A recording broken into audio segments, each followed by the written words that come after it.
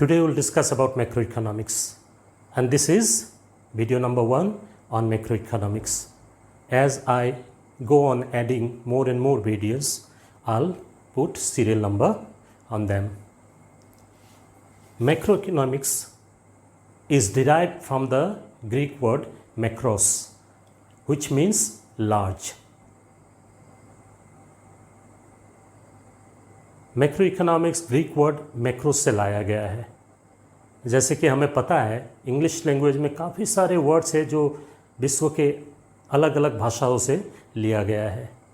French, Latin, Greek, Hindi, Pandit, Guru, Bollywood, these are Hindi words used in India but now used in English language.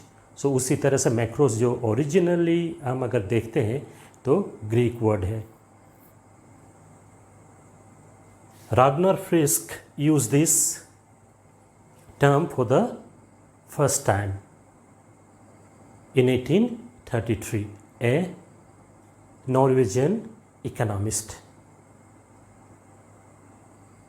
As I have already stated in one of my earlier videos, it's an aggregate analysis. It's an analysis of the whole. It's an analysis of the economy. When I say economy, if we are taking the state economy as the largest unit, then is the aggregation of the village, district economies in Indian context. If we take the national economy, then is the aggregation of the state economies. If we take the world economy, then is the aggregation of the economies of the countries of the world. So it's a bit subjective, but generally we talk from countries' point of view. So macroeconomics will study the whole economy as a single unit. Now if we look at the history of macroeconomics very briefly, then we go to the Great Depression of 1929-33. Till that time, Professor Adam Smith and other economists of the classical school of economic thought, they ruled economic thinking based on microeconomic approach and market economy model of economic activities. They remain unchallenged. Their approach remained unchallenged till the Great Depression happened. जिसको depression के बारे में मालूम नहीं है, मैं बताना चाहूँगा ये क्या है। अगर हम एक्स एक्सिस में टाइम लेते हैं और वाई एक्सिस में हम प्रोडक्शन लेते हैं, एम्प्लॉयमेंट लेते हैं, इनकम लेते हैं या इकोनॉमिक एक्टिविटीज़ लेते हैं, अगर over a period of time economic output अगर इस तरह से बढ़े तो कोई बात नहीं है, कोई प्रॉब्लम नहीं है। पॉलिसी मेकर्स के लिए कुछ भी प्रॉब्लम नहीं है।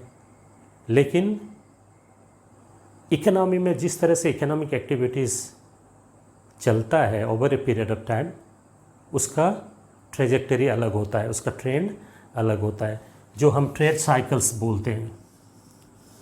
सो in real world economic activities go like this, particularly in a free market economy, जहाँ गवर्नमेंट रेगुलेशन काफ़ी कम होता है, we see economic fluctuations. When economy slows down, initial period में हम इसे रिसेशन कहते हैं, और जब काफ़ी स्लो डाउन हो जाता है, when the economy comes to a standstill, we call it depression. Then as the economy recovers in the initial phase, this is called recovery, then prosperity, right? Then of course peak and trough, two extremes वो है, बाद में कभी आप लोगों को बताऊंगा। So economy जब अच्छा चलता है, when the economy is on the upswing, micro economic approach चल जाएगा, कैपिटलिस्ट सिस्टम ऑफ प्रोडक्शन चल जाएगा, मार्केट इकोनॉमी का जो फंक्शनिंग स्टाइल है चल जाएगा, इनफैक्ट इकोनॉमिस्ट बोलते हैं कि very good system when everything is all right. अगर इकोनॉमी में प्रॉब्लम शुरू हो जाता है तब कैपिटलिस्ट सिस्टम में इनबिल्ट मैकेनिज्म नहीं है। There is no inbuilt mechanism in the capitalist system to address an economic problem. और कैपिटलिस्ट सिस्टम हमें मालूम है लेसर फेयर पॉलिसी, मतलब non intervention policy from the government, don't interfere in economic activity. That's what classical economists used to say, and that's what governments during that period used to follow. Even during economic crisis of 1929-33, government never thought that it could play an active role in addressing the issue. So when economy is on the upswing, more production, more employment, more income, everything is fine in the capitalist system, and hence microeconomic analysis will suffice the requirement. But when Great Depression happened, it brought to the fore for the first time limitations of free market economy and limitations of microeconomic approach. ये problem किसी भी कारण से हो सकता है और कितने दिन चलेगा ये भी मालूम नहीं है। जैसे ये प्रॉब्लम यहाँ पे शुरू हुआ, अभी अगर हम रिसेंट हैपनिंग्स को देखते हैं तो यूएस फाइनेंशियल क्राइसिस जो 2007 में शुरू हुआ था, हम 2021 में पहुँच गए, लेकिन अभी भी जो आर्थिक मंदी है वो चल रही है। सो 2007 to 21, 14 years period, economy hasn't seen the recovery phase. लेकिन अगर रिकवरी हो जाता है तो फिर वो 10, 15, 20 साल, 25 साल अपस्विंग में रहता है इकोनॉमी। सब कुछ अच्छा, सब कुछ हरा भरा दिखाई देता है। प्रॉब्लम शुरू होते ही मुश्किलें खड़ी हो जाती है, क्योंकि एग्रीगेट डिमांड से शुरू होता है ये प्रॉब्लम, जनरली हम बोलते हैं, और बाद में आपको बताएंगे। I will tell you that how the economy start slowing down. Okay, the root cause is the adverse effect on aggregate demand. So in 1929-33 that happened. When the economy started slowing down, the US had the problem like the 2007 recession. लेकिन अभी हम जो present phase है, हम recession ही बोल रहे हैं, ये डिप्रेशनरी स्टेज में नहीं गया है। एज आई सेड, डिप्रेशन जब होता है तो स्टैंड स्टिल में हो जाता है।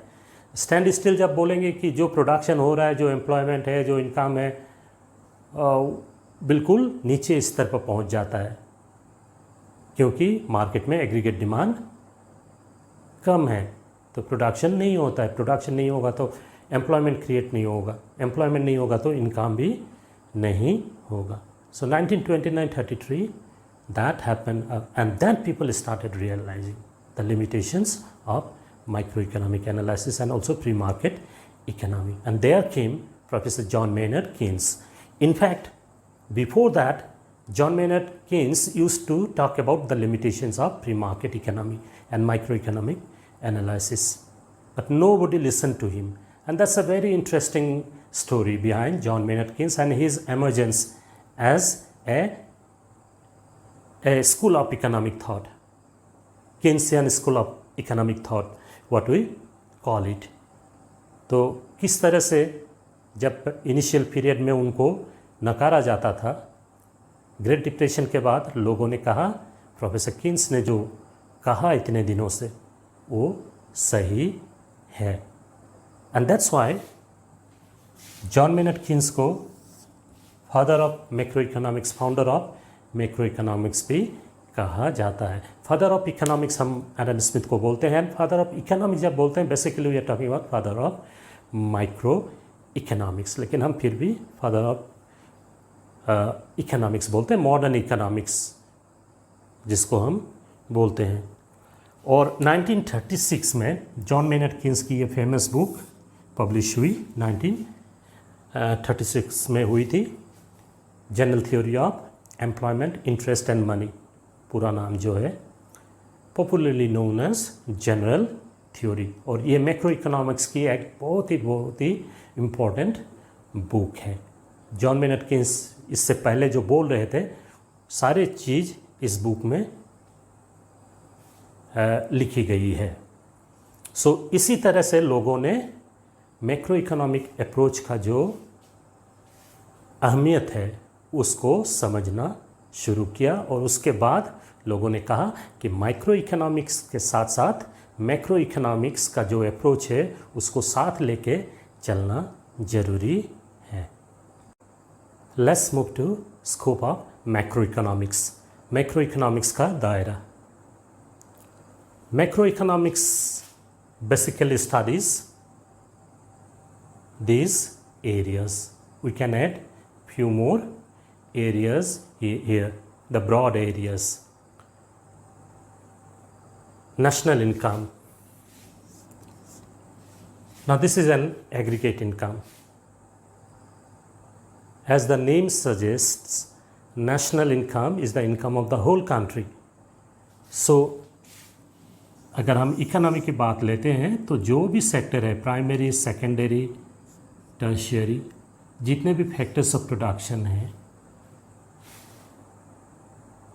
हाउस होल्ड से, फर्म से, गवर्नमेंट है, सब के जो इनकम हम एग्रीगेट रूप में देखते हैं उसे हम नेशनल इनकम कहते हैं।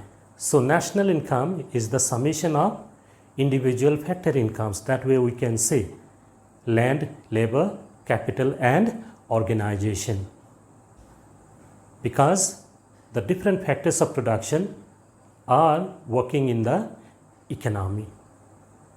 And then we'll see later on when we talk about national income, we talk about factor incomes, the incomes that arise due to contribution in production. बैठे बैठाए जो इनकम मिलता है, डोनेशन, गिफ्ट, इस तरह के इनकम नेशनल इनकम में add नहीं होते हैं, क्योंकि इकोनॉमी का जो प्रोडक्शन है उसमें इस तरह के इनकम का कुछ कंट्रीब्यूशन नहीं है। इनफैक्ट ये जो इनकम है, जो प्रोडक्शन द्वारा जो इनकम ओरिजिनेट होता है उसी को डाइवर्ट किया जाता है if it is happening within the economy. Donation, gifts, scholarships वगैरह बाहर से भी आ सकता है, from outside the economy. So I'm talking about the things happening within the economy. So national income always takes into account the factor incomes. We have to remember that, and we'll discuss that one when we reach there. This is an aggregate analysis, the incomes of the whole economy. सो एक व्यक्ति का income नहीं देखते हैं, पूरे economy का income देखते हैं। उसी तरह से aggregate saving, aggregate investment, so aggregate level for the whole economy, for the whole economy, how much of the national income और GDP people are saving, how much of the GDP is translating into investment.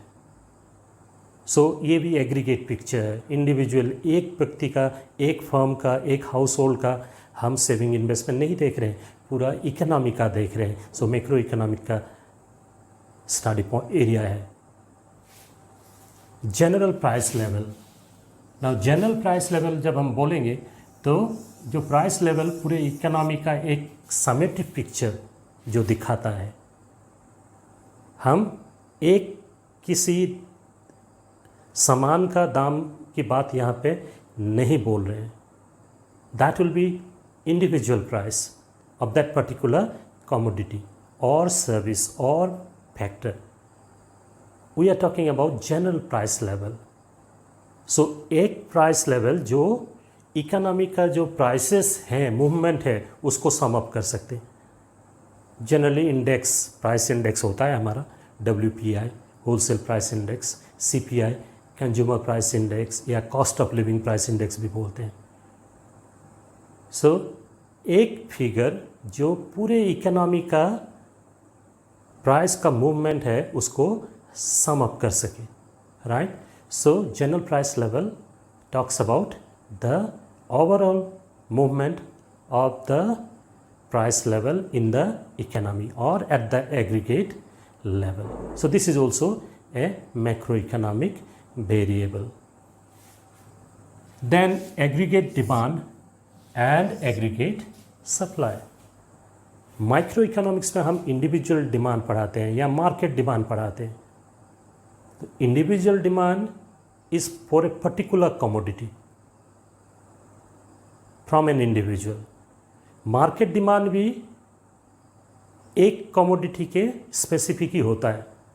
सिर्फ फर्क ये होता है कि उस commodity को खरीदने वाले जितने भी बायर्स है उनका एग्रीगेट जब हम लेंगे तो वो मार्केट डिमांड हो जाएगा. लेकिन कमोडिटी तो एक ही है.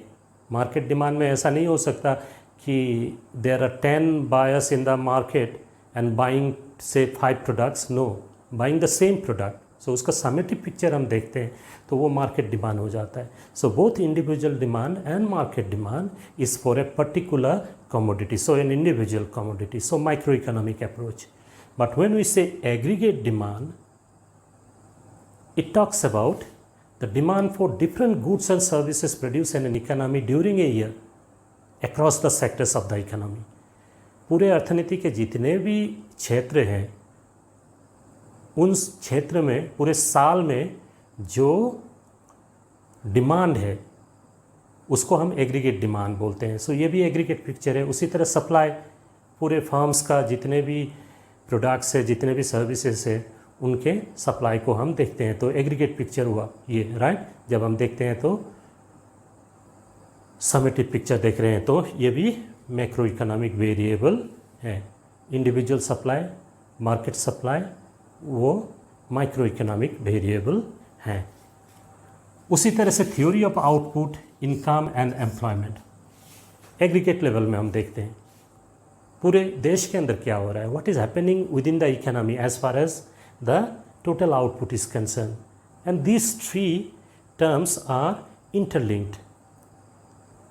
Production generates employment and employment generates income. That's why we have written there, right?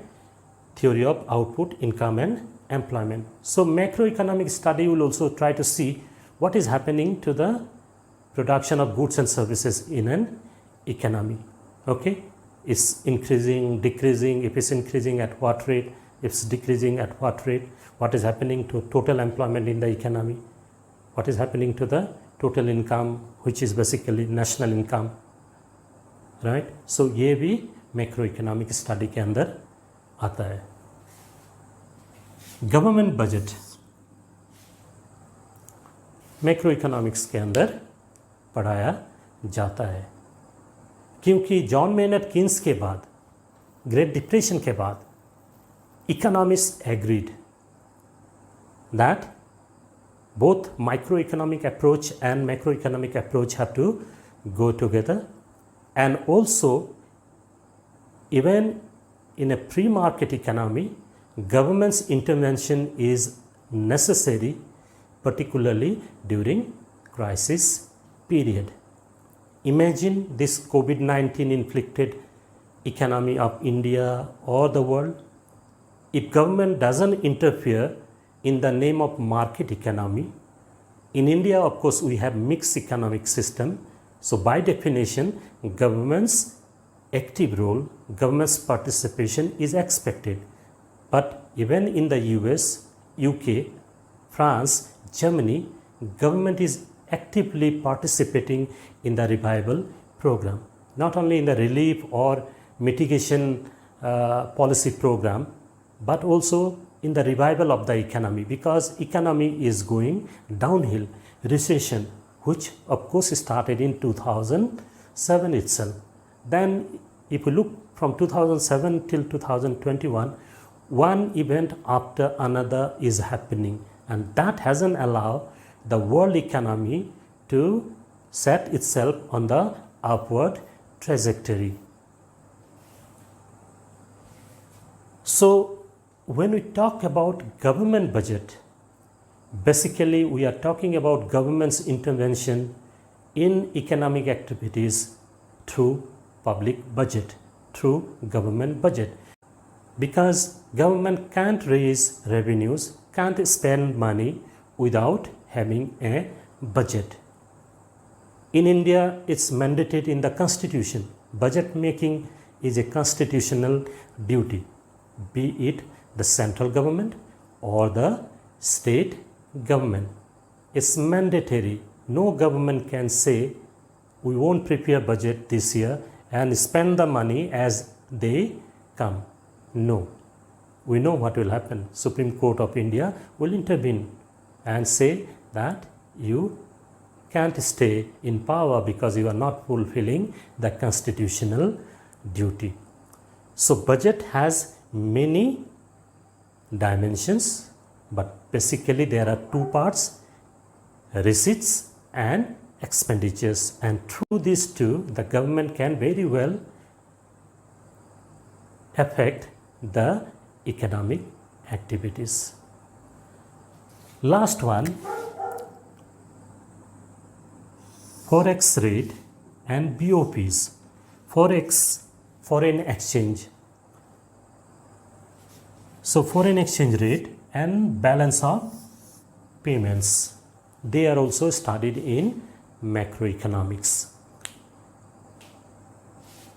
This one, general price level, we are talking about internal stability, internal price stability, and this one is external, the exchange rate between Indian rupee and say US dollar, the exchange rate between Indian rupee and the euro.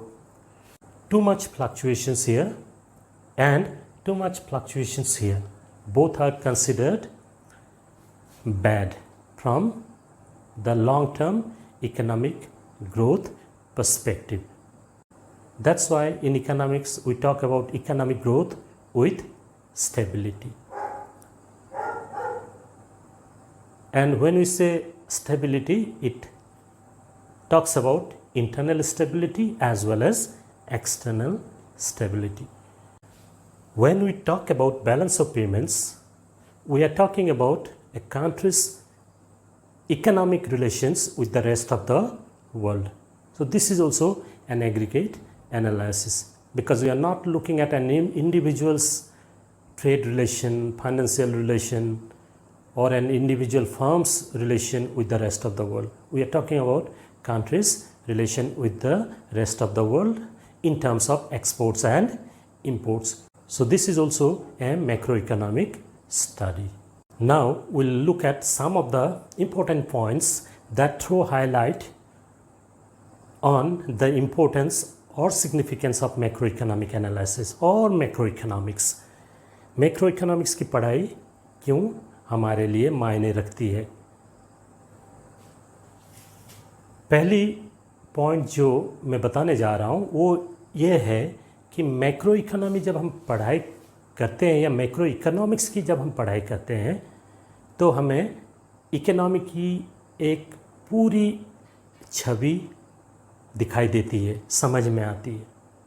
जैसे कि मैं कहूँ कि birds eye view, जो हम अंग्रेजी में कहते हैं बर्ड्स आई व्यू, उसका मतलब ये है जो आसमान में जो चिड़िया उड़ रही है उसकी आँखों से अगर हम देखते हैं तो उससे ऊपर से पूरा मालूम है कि नीचे क्या हो रहा है, एक ब्रॉडर एरिया में क्या हो रहा है वो चिड़िया को मालूम है। लेकिन हम नीचे रहते हुए दो दोस्त बात कर रहे हैं तो हमें ये पता होगा कि मेरे दोस्त के साथ क्या हो रहा है या आसपास में क्या हो रहा है।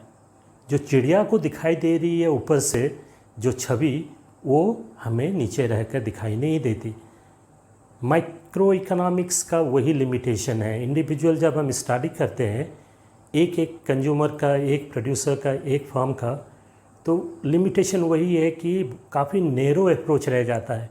तो प्रोड्यूसर के साथ क्या हो रहा है, उस कंज्यूमर के साथ क्या हो रहा है, किस तरह से बिहेव कर रहा है, ये तो हमें पता चल जाता है। लेकिन बाकी एरियाज़ में क्या हो रहा है वो पता नहीं चलता जब तक हम उसकी पूरी एक छवि ना देखें। So macroeconomics takes bird's eye view approach, looks at the whole economy. So if we follow macroeconomic analysis, we can get a detailed and comprehensive picture of the economy. What is happening in the whole system? That kind of information we can have only through macroeconomic analysis. Second one, growth and development also depends on how the whole economy is managed. It's important to manage and study individual behavior. But what is happening at the aggregate level will determine to a great extent how the economy moves in the future. And the economy moving upward direction without economic instability is what everyone aspires for. And that kind of growth and development journey we can't have if we don't take macroeconomic approach. हालांकि growth and development में फ़र्क है, we'll get to know in future. Growth income perspective से देखते हैं, development इसका dimension थोड़ा बड़ा होता है. Income के साथ साथ problem of poverty, unemployment, inequality, ये सारे जो डायमेंशंस है वो डेवलपमेंट कंसेप्ट में आ जाता है. So macro economic approach can only give a country clear road map of future growth and development. Individual study can help to understand individual behavior, but if we are talking about growth and development, that means aggregate level we have to progress. It's not about one or two individuals. The whole economy has to benefit more or less. We cannot have equal kind of benefit for all individuals, all sectors and subsectors. No, that's not possible. But more or less the whole economy has to benefit, then only we will move forward in the upward trajectory. And that's what macroeconomics does. It helps the country to prepare a roadmap of future growth and development. Then these 2 points already I have touched. Maintaining internal price stability is possible only if we look at the aggregate picture. Why the prices are rising across the economy?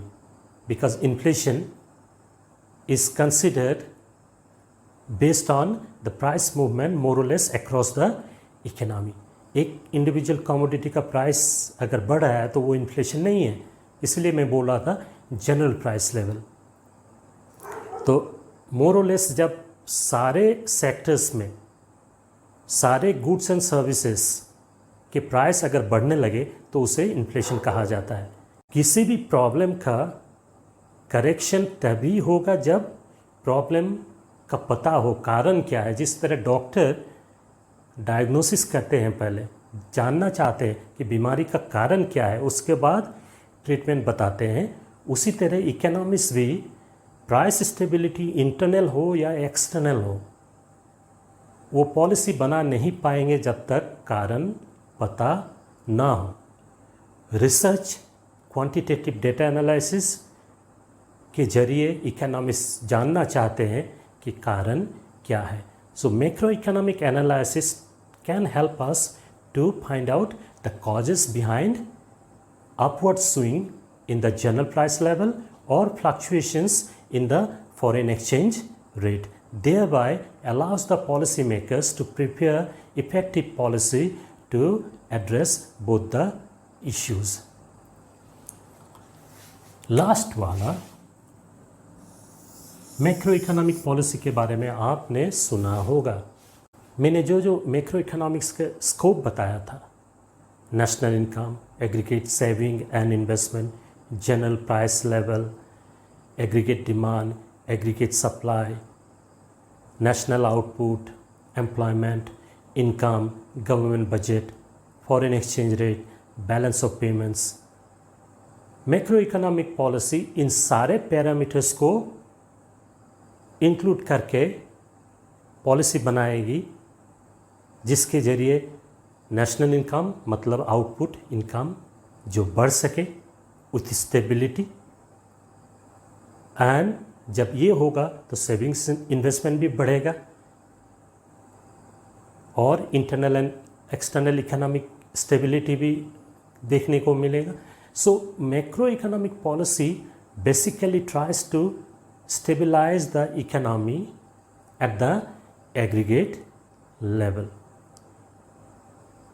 इसका मतलब ये नहीं है कि micro economics का कुछ भी importance नहीं है. ऐसा तो नहीं हो सकता कि 1776 की वेल्थ ऑफ नेशन से जो माइक्रो इकोनॉमिक्स की जर्नी शुरू हुई थी, ग्रेट डिप्रेशन होने के बाद बिल्कुल ही वो बेकार हो गई, ये तो नहीं हो सकता.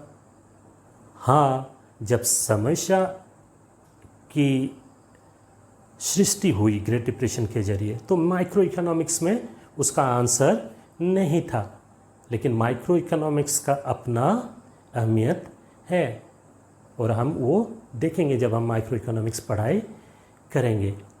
लेकिन अगर हमें पूरी इकोनॉमी को आगे बढ़ा के लेके जाना है तो मैक्रो इकोनॉमिक पॉलिसी काफ़ी अच्छी और इफ़ेक्टिव होनी ज़रूरी है.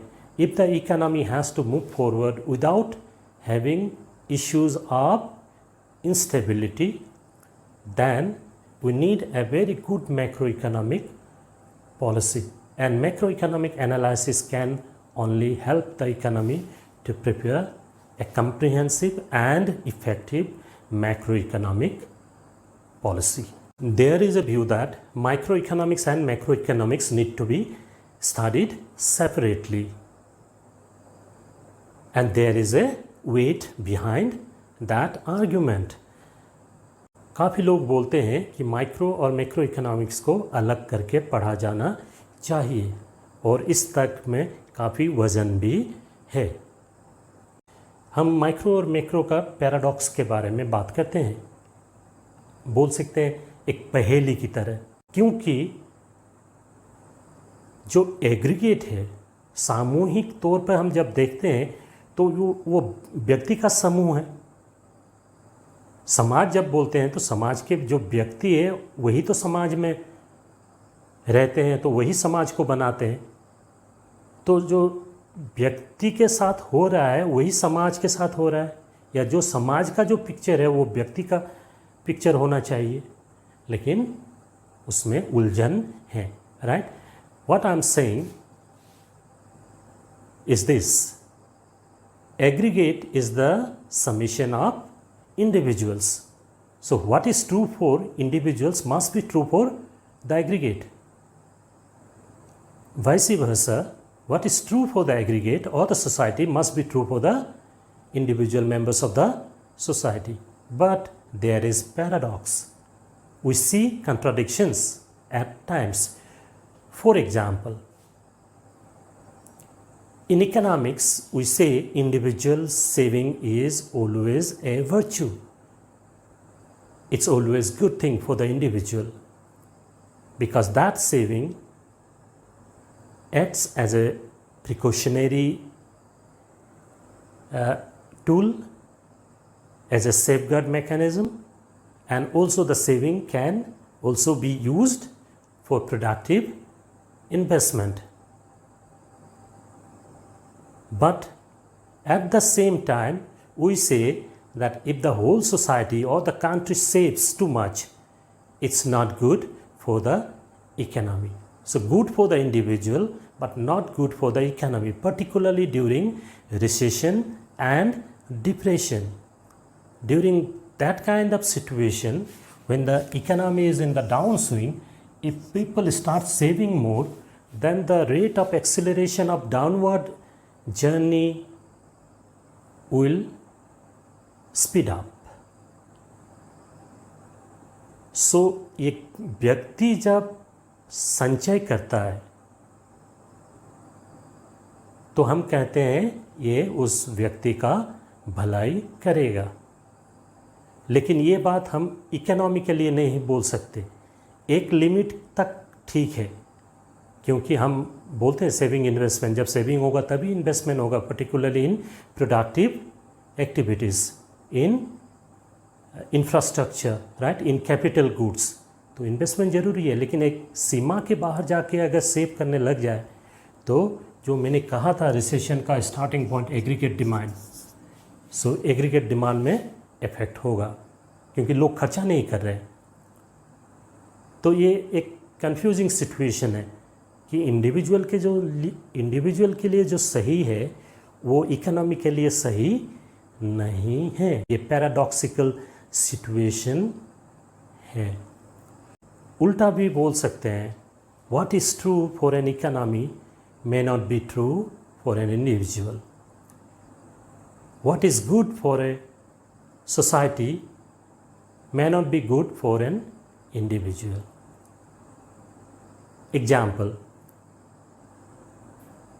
एक्सप्रेस वे बना रहे हैं तो डेफिनेटली इकोनॉमिक फायदे में रहेगी। ट्रांसपोर्टेशन इंफ्रास्ट्रक्चर बोलते हैं हम, तो रोडवेज डेफिनेटली वो भी एक्सप्रेस वेज बन रहा है तो ये इकोनॉमी को हेल्प करेगा ही करेगा। लेकिन एक इंडिविजुअल के बारे में सोचिए, ज़मीन जिसमें उस व्यक्ति का सपना जुड़ा हुआ है, दादाजी मम्मी पापा के साथ गुजारा हुआ वक्त बचपन का, उसमें आप बोल सकते हैं कि आत्मा बसी हुई है।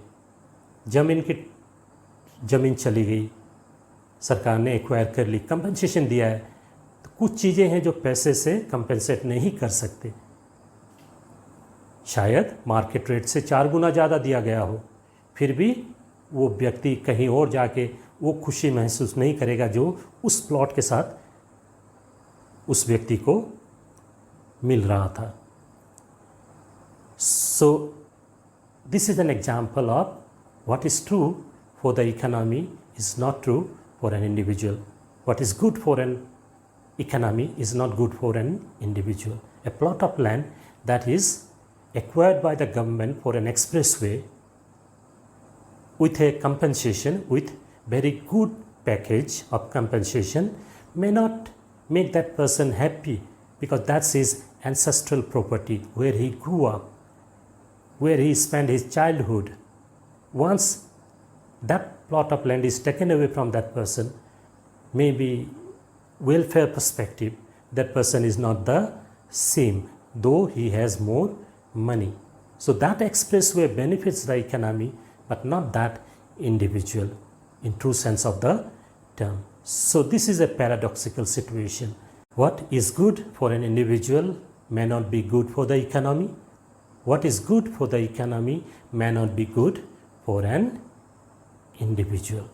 There is another view that says that both macroeconomics and microeconomics need to be studied together. They need to be used together to get a good interpretation of an economic problem. काफ़ी लोग बोलते हैं कि micro economics and macro economics दोनों को साथ लेके चलना है अगर किसी समस्या का असली जो स्वरूप है उसको जानना है।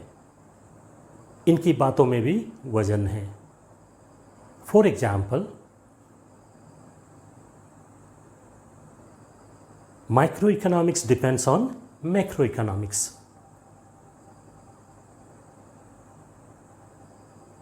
The price of an individual commodity or service is greatly influenced by what is happening at the aggregate level, what is happening to the general price level.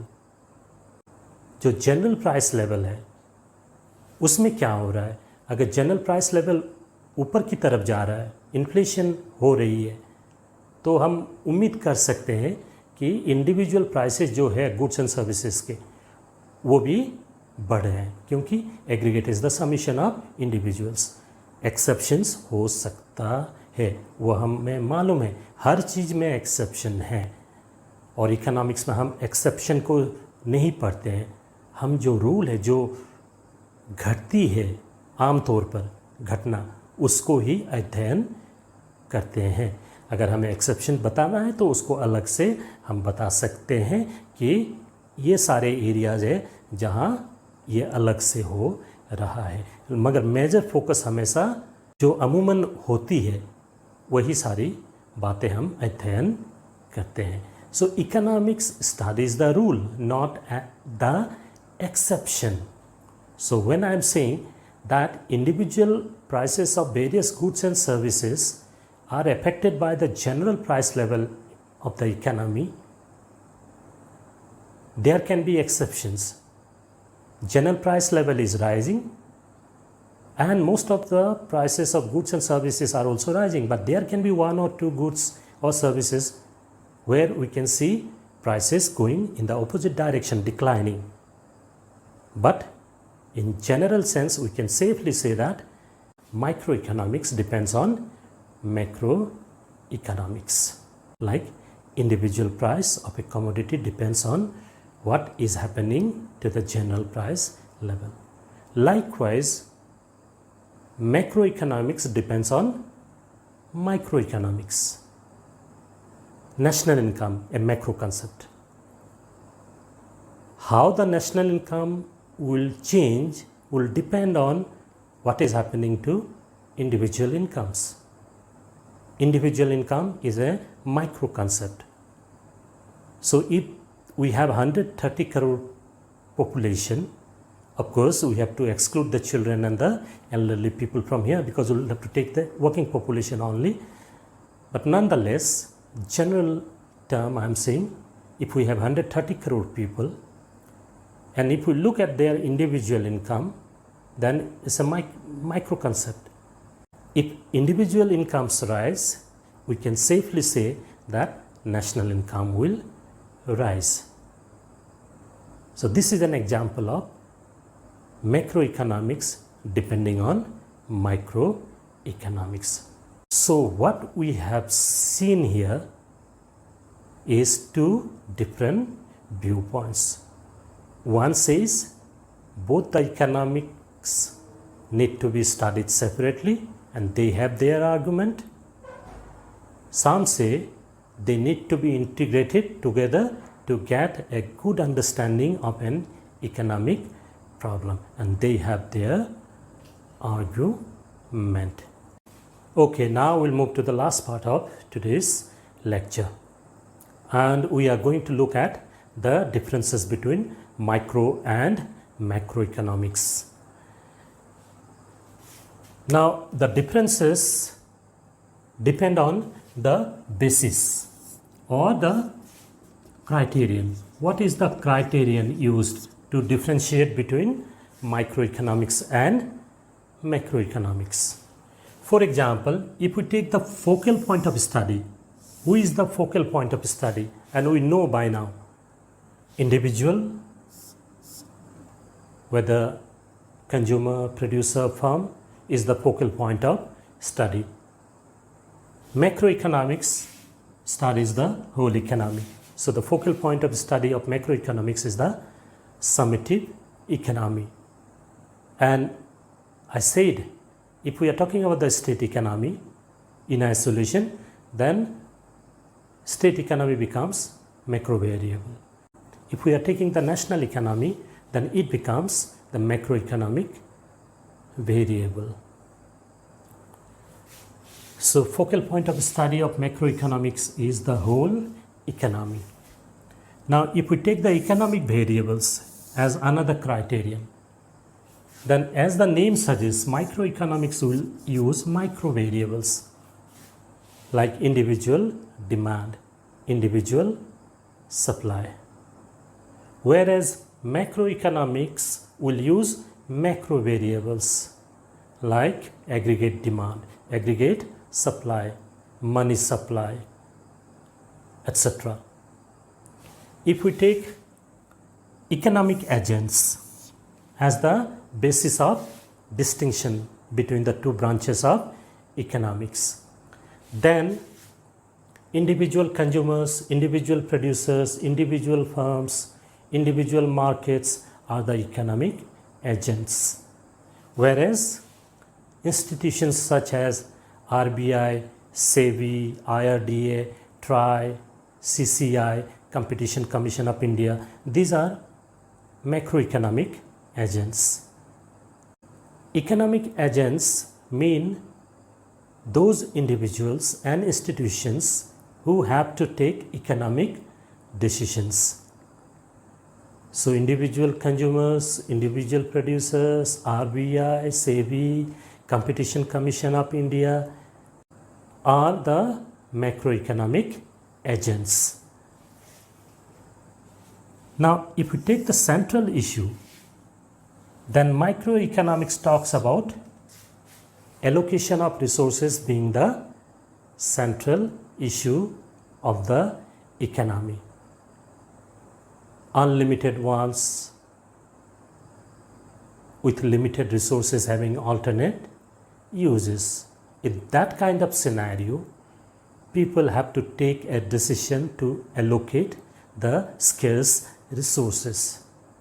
So microeconomics has this fundamental problem of allocating resources to satisfy unlimited wants with limited resources having alternative uses. Whereas macroeconomics deals with determination of output, employment and income. Macroeconomics central issue is determination of output, employment and income, and take it to higher trajectory on a sustained basis without having economic instability. And on this particular theme, we have ancillary or subsidiary issues like money supply, balance of payments, government budgets. You can talk about them being on the periphery, but the main focus is on determination of output, employment and income. Then if we look at the type of equilibrium analysis. Now equilibrium in economics means the best possible scenario, and thereby it denotes a position of no change or a position of balance.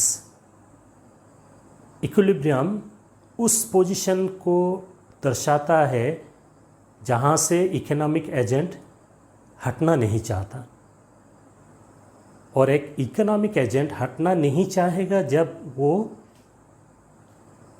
परिस्थिति जो है उस परिस्थिति में सबसे best position में है.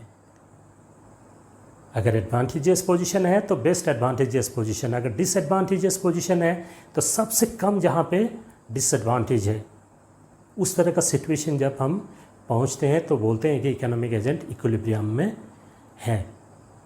तो दो तरह का इक्विलिब्रियम एनालिसिस है इकोनॉमिक्स में, आप बाद में पढ़ेंगे जानेंगे. एक है पार्शियल इक्विलिब्रियम और दूसरा है general equilibrium. Micro economics partial equilibrium approach के साथ चलता है. Micro economics follows partial equilibrium approach. As the name suggest partial, there are many markets in economy. For example, product market and factor market. दो example मैं दे रहा हूँ और काफ़ी सारे एग्जाम्पल्स ला सकते हैं. प्रोडक्ट मार्केट में हम प्रोडक्ट की प्राइस एंड आउटपुट डिटर्मिनेशन के बारे में पढ़ते हैं. फैक्टर मार्केट में हम फैक्टर जो लैंड लेबर कैपिटल ऑर्गेनाइजेशन है उनके प्राइसिंग के बारे में पढ़ते हैं. और माइक्रो इकोनॉमिक्स में दोनों को ही पढ़ते हैं. लेकिन जब हम प्रोडक्ट मार्केट के बारे में पढ़ेंगे तो पार्शियल इक्विलिब्रियम एनालिसिस ये कहते हैं कि फैक्टर मार्केट में सिचुएशन जैसा है वैसा ही रहेगा, अदर थिंग्स रिमेनिंग कांस्टेंट जो बोलते हैं. तो अक्रॉस इकोनॉमी मैक्रो इकोनॉमी जितने सारे वेरिएबल्स हैं बाकी सारे कांस्टेंट रहेंगे, और जिस फील्ड में हम स्टडी कर रहे हैं उसी में चेंजेस होंगे. जो चेंज हम बता रहे हैं कि ये चेंज होने से ये होगा, बाकी सारे कांस्टेंट रहेंगे. तो माइक्रो इकोनॉमिक्स में हम यही करते हैं. सो ये पार्शियल इक्विलिब्रियम एनालिसिस हुआ.